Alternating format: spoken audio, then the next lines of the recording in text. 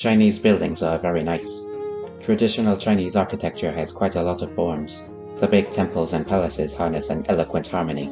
The dense streets of smaller structures designate an inhabited atmosphere, and rural towns contain compact centers of bumpy and meaningful houses. Made out of wood, stone, and clay, they symbolize a great natural creativity. Many of the towns being shown seem to have canals going through them. Maybe half the time when I imagine an old Chinese town, the canals are a prominent feature, each time with the iconic small stone bridges going across them. Many towns feature these narrow streams to some extent, but the image of the busy and historical streets bordering over tranquil canals comes from a particular type: the Chinese water towns. These historic and unique half-urban and half-rural towns are characterized by their network of narrow canals and waterside cobbled paths, broad and lofty willow trees, and their abundant stone-built houses encapsulating it all. Many buildings date back hundreds of years from the Ming and Qing dynasties, maintaining their old tiled roofs, rough walls, and weathered wood, sometimes with a little renovation, compacting densely together over the canal revetments.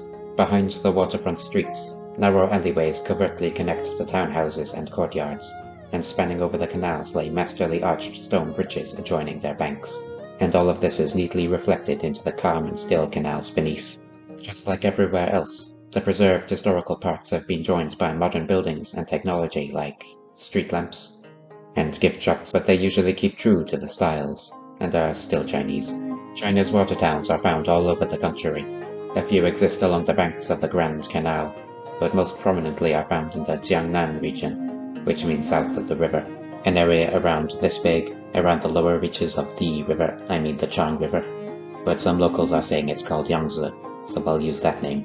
I am not sure exactly how many water towns there are, maybe because of a lack of research, but there are at least a couple dozen, and are mainly concentrated around the prefecture-level cities of Huzhou, Suzhou, Shaoxing, Jiaxing, and Shanghai. This area around the Yangtze River Delta is full of lakes and tributary rivers, so why not build some idyllic small towns along the water, and make use of the nearby Grand Canal for economic purposes? The water towns boast hundreds and thousands of years of history, with many dating back from the Tang and Song dynasties, and peaking in the later Ming and Qing. Surrounded by rich agricultural ground, various localized production and fishery, the nature of their waterborne networks, and connections to the important Grand Canal transformed them into bustling centers of trade. As their economies grew, they attracted large numbers of artisans and wealthy merchants. This influx of wealth would lead to the construction of their iconic waterside structures, like the stone-arched bridges, fancy rich people houses and courtyards, and structural improvements like stone revetments. Their industries flourished for centuries, hitting their peak during the Ming and Qing dynasties, and it was during this time that most of what has survived to the modern day was built. Since then, ancient architecture in China has generally been lost over the course of history, whether due to demolition or their chiefly wooden construction. Many buildings in the small water towns were, however, preserved quite well, although plenty has still been replaced by modern constructions. Well-preserved towns and villages tend to be found in more remote or mountainous regions, and being in the Jiangnan area, neighbored by massive centers of development like Shanghai, Ningbo, and Hangzhou, they are not exactly in undisturbed locations, but lending to their stone construction, small size, and some protection.